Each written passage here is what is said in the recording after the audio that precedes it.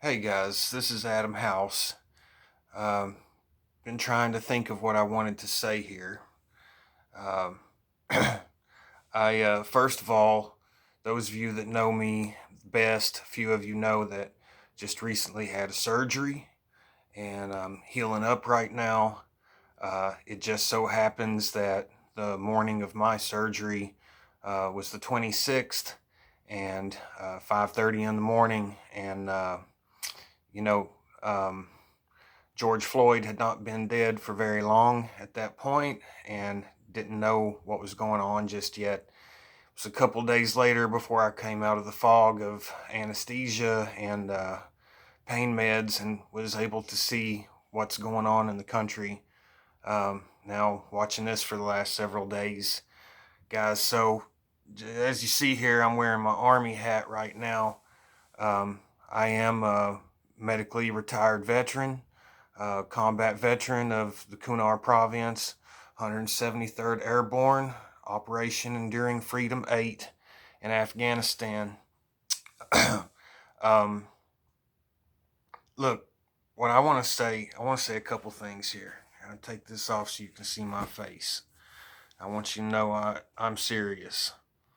Um, there's something called the Posse Comitatus Act, and this thing has come into being through centuries of observation, learning the lessons of history. And the thing, one of the things that we have to remember is that our police and our military are separate. Even our state militias slash National Guard and our federal military are different entities, and that's for a reason. So I have plenty of opinions about things, all kinds of different things to do with the current situation: COVID-19, police brutality, um, black lives being murdered in the streets by police with impunity and no accountability. Um, Prison population that any free country or any country in the world that claims to be free should be ashamed of. Uh, you know, anyway, I've got plenty of opinions about things that are going on right now.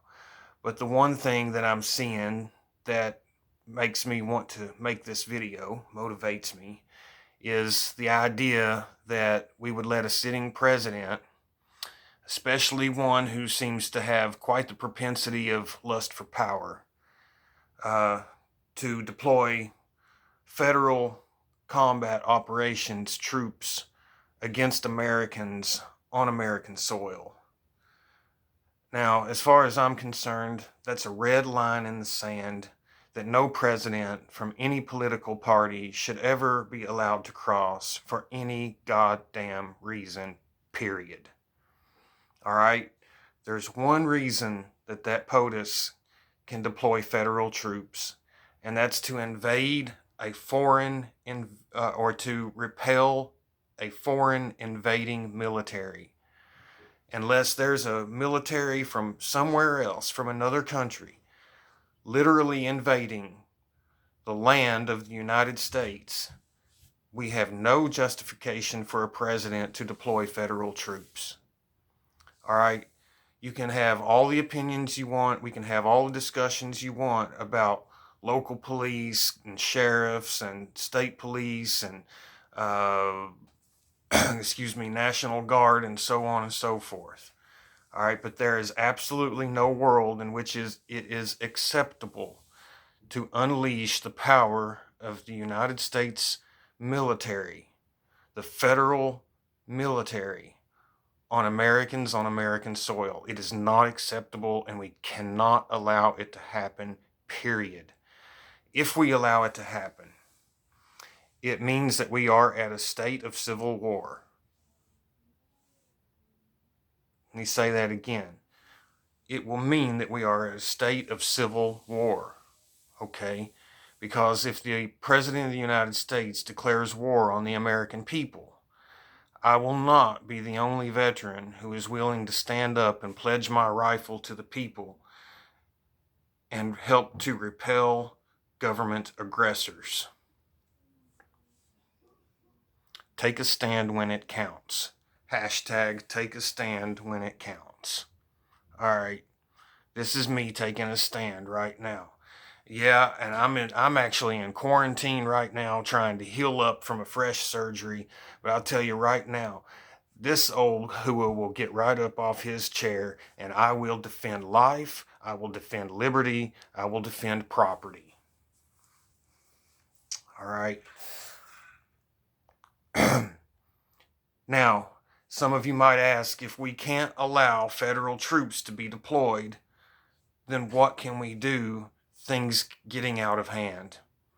All right, I've got one answer for you. I don't know the answers. All right, I'm not the guy who's going to sit here and tell you I know all the answers, because I don't.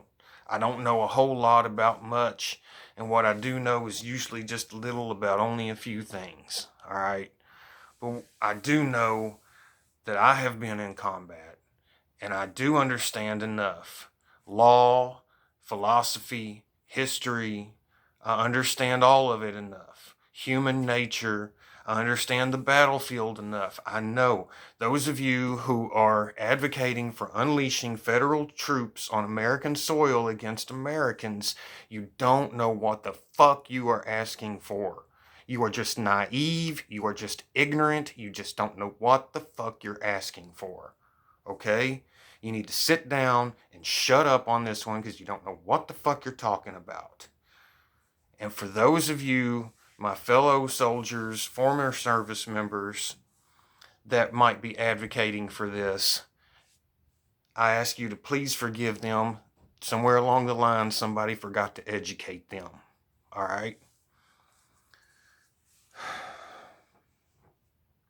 I don't want to have to face somebody I served in Afghanistan with right here on my own turf in the United States. I don't want that to happen. And that's up to you whether that happens or not, because I will defend the people. I will defend the people. All right? I stuck my money where my mouth was once already, and I'm giving you my pledge here right now. I'm going to defend the American people. And I know I'm not the only service member that feels this way, or former service member that feels this way. All right. If Donald Trump and Tom Cotton and all these people want to actually fix the problem, the current situation, then I would invite them to look at what caused the current situation. If you would rather spend your time doing something constructive, as opposed to sitting there calling the American people anarchists and Antifa terrorists and all this stupid shit that you're trying to do to give yourself a pretext to unleash all this unlimited power that Donald Trump wants, setting up his own little military dictatorship right here in the U.S. You want to do something constructive instead of that, then you need to end qualified immunity, bust up the police unions, force the police to only operate, each officer to only work in the area in which he actually resides, end the war on drugs, period. Get rid of every last bit of it. Let every person in a prison cell who is there for a nonviolent, victimless crime, let them out. Everywhere. Let them out. Quit giving all the prosecutors all the power. End this corrupt, predatory, probationary industry. All right? These are things that we could actually do that would help the current situation. Oh, and by the way, make sure that this son of a bitch that murdered George Floyd gets justice, and all those sons of bitches who stood by and let it happen too, that they come to justice as well. Whatever that family of George Floyd, whatever they want to happen, will be justice. You ask them what needs to be done to satisfy it. Let them have the say. All right. Other than that, look, guys, how do we fix it? listen to these protesters. We do not have to exacerbate this situation, this unfortunate, ungodly, horrifying, bloody, brutal, painful situation. We don't have to exacerbate it by agitating it further with federal troops. It doesn't have to be done that way. We are Americans. We are better than this. We are better than this. Trust your fellow Americans. Do not sick the federal military on your fellow Americans on American soil. I'll never forgive you, those of you that do it. And fuck you, Donald Trump.